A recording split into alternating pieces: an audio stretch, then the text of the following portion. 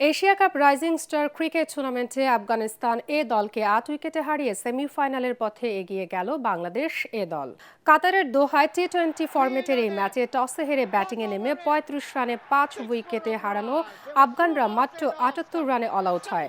দলের পক্ষে সর্বোচ্চ ২৭ রান করেন দারুইশ রাসুলি। বাংলাদেশের বোলারদের মধ্যে ম্যাচসেরা রিপন মণ্ডল ১০ রানে ৩ উইকেট নিয়ে আফগান শিবিরে ধস নামান। জবাবে আগের ম্যাচে রেকর্ড সেঞ্চুরিয়ান হাবিবুর রহমান সোহান ১০ রানে আউট হন। ২৪ রানে ২ উইকেট হারানোর পর জাওয়াদ আবরার ও মাহিদুল ইসলাম অঙ্কনের ৫৫ রানের অবিচ্ছিন্ন জুটিতে ২ উইকেটে ৭৯ রান তুলে ৩৯ বল হাতে রেখে জয় পায় বাংলাদেশ। জাওয়াদ ২৪ এবং অঙ্কন ২৭ রানে অপরাজিত থাকেন। এতে ২ ম্যাচে ৪ পয়েন্ট নিয়ে এ গ্রুপের শীর্ষে এখন বাংলাদেশ।